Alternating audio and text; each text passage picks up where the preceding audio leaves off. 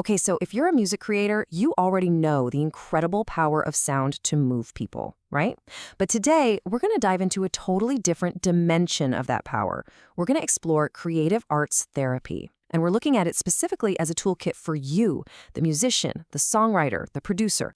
So let's just start with this question right here. What if the music you're making could do more than just entertain? What if it could actually heal? Think about it. What if the very act of creating your music, the rhythms, the lyrics, the melodies, what if that could be a profound tool for understanding, for connection, and yeah, even for healing, for you and for your listeners? It's a huge idea, and it's really the heart of everything we're talking about today. This quote from our source material by Alfonso Borello, it just nails it. The reason we create, that drive, so often comes from this deep, fundamental human need to connect, right? To be seen, to be heard. Creative arts therapy basically takes that raw desire and gives it a framework, a sanctuary, as he puts it, to really explore what it means to be human. All right, so here's our game plan for this explainer. We've got 5 sections. We're going to start with the raw power of creation itself, then look at how that becomes a real therapeutic discipline. Then we're going to spend most of our time on your specific toolkit, expand our view a little bit, and finally kind of reframe this whole idea of music as medicine. First up, the power of creation.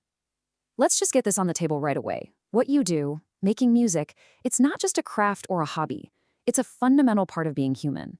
It's how we go beyond just words and tap into this universal language of emotion and imagination. So how does this innate human drive to create actually turn into a formal practice? That's what we're jumping into in Section 2, Healing Through Art. This is where we build the bridge from your gut feeling, your intuitive artistic expression, to its formal application as a respected therapeutic discipline. So what are we actually talking about here? Well, the American Art Therapy Association defines it as a mental health profession that uses the creative process itself to get to therapeutic goals. And that's the key, right? It's not just about the finished song or the painting. It's about what happens while you're creating that helps you explore your feelings, dial down anxiety, and really build self-awareness. And listen, this isn't some new age concept, not at all. Its roots go way, way back to ancient healing rituals that used music and art. Fast forward to the 20th century, and you have pioneers like Freud and Jung realizing, hey, art is a direct link to the unconscious. And then by the mid-20th century, it becomes a legit formal discipline, with groups like the American Music Therapy Association giving it a solid professional foundation. All right, now for the part I know you've been waiting for. Section 3, your therapeutic toolkit. We're going to get super practical now and look at specific techniques from the world of music therapy that you'll totally get and can even apply to your own creative process. So, music therapy. This is the one that speaks your language. It uses the very building blocks of your craft, rhythm, melody, harmony, as its tools. But instead of just building a song, it's about addressing real emotional, cognitive, and social needs. So here's the thing. You're already working with these therapeutic tools every single day. Now, let's get into the nitty-gritty. There are 3 core techniques that are just incredibly relevant for you as a music creator. We're going to break down rhythmic techniques, lyric analysis, and something you are all very, very familiar with, improvisation. First, rhythmic techniques. You know how a driving drum pattern can completely change the energy of a room or a track? Well, in a therapeutic context, that same power is used to regulate our own internal state. So try this next time you're feeling stressed out. Just sit down with a drum, a guitar, whatever, and just play a simple, steady beat. Don't worry about it being complex or good. Just focus on the physical feeling of making that rhythm. It's a super direct, physical way to ground yourself. Next up is lyric analysis. Now, this isn't about critiquing rhyme schemes or anything like that. It's about using your own songwriting as a mirror. It turns songwriting from just telling a story into this really powerful tool for self-processing. So here's a challenge. Take a song you wrote and just journal about the story behind the lyrics. What were you really feeling? What did you leave unsaid?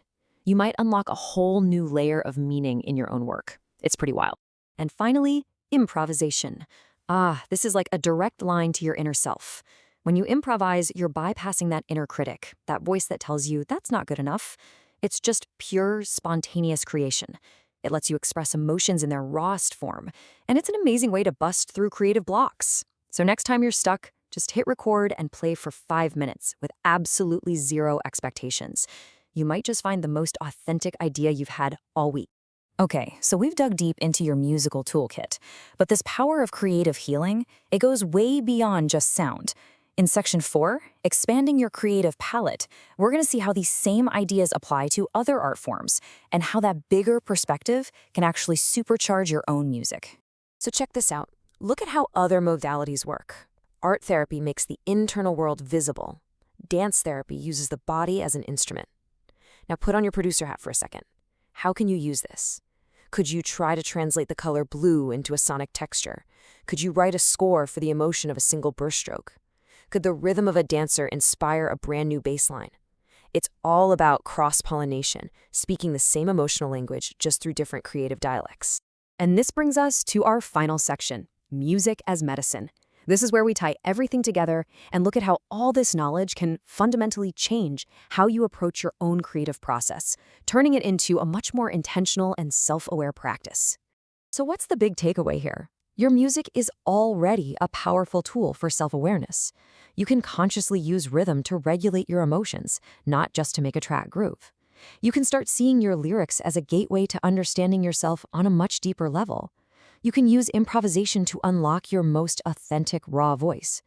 But really, the biggest thing is to remember that your art, the thing you pour your soul into, it has this inherent, incredible power to connect and to heal. And that leaves us with one final, really important question. And this one's all for you. You already have the skills, you already have the passion. So now that you have this new framework for understanding its therapeutic potential, how are you going to consciously use your music to connect, to express, and to heal? The very next song you write could be the start of that answer.